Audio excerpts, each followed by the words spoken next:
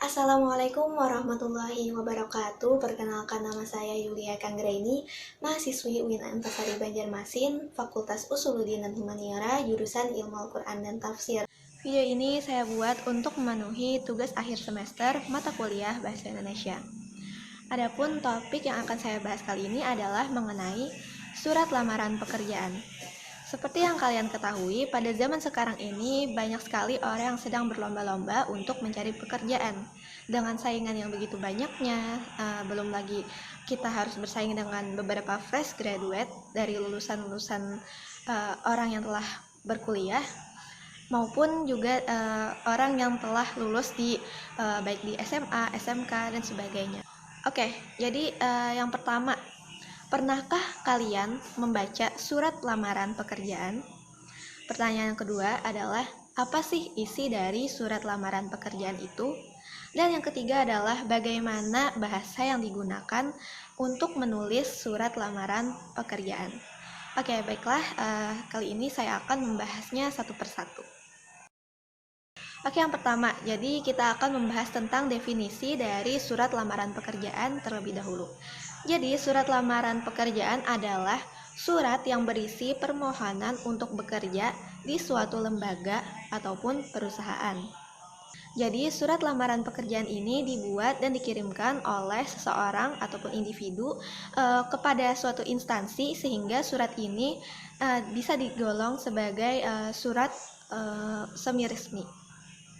Nah, untuk pada zaman terdahulu itu, penulisan dalam surat lamaran pekerjaan itu dimuat dalam tulis tangan. Karena apa? Karena pada saat itu para HRD-nya itu ingin melihat bagaimana sih tulisan dari si pelamar pekerjaan itu, dan mereka biasanya akan menilai karakter seseorang dari tulisan tangannya. Apakah seorang pelamar pekerjaan itu adalah orang rapi atau tidak.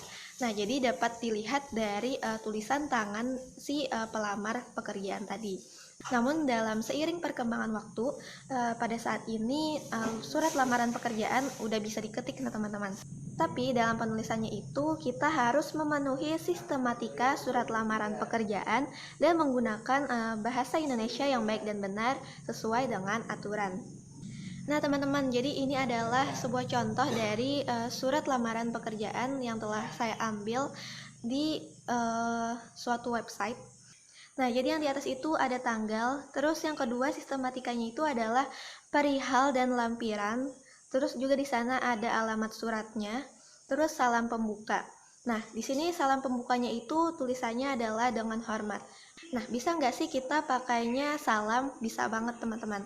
Misalnya, Assalamualaikum warahmatullahi wabarakatuh dengan hormat. Nah, itu juga bisa banget.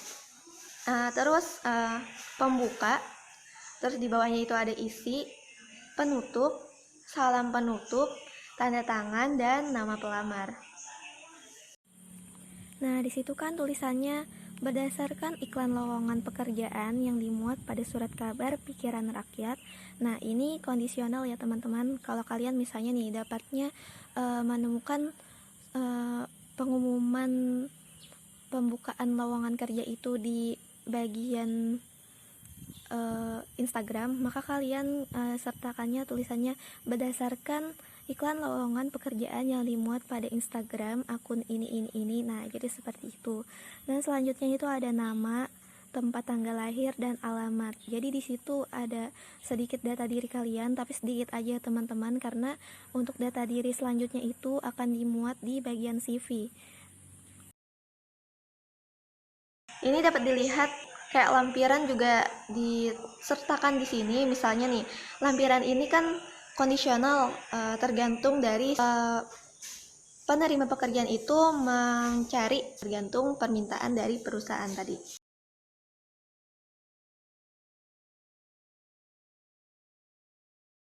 Oke, selanjutnya kita akan membahas tentang bahasa dari penulisan surat lamaran pekerjaan.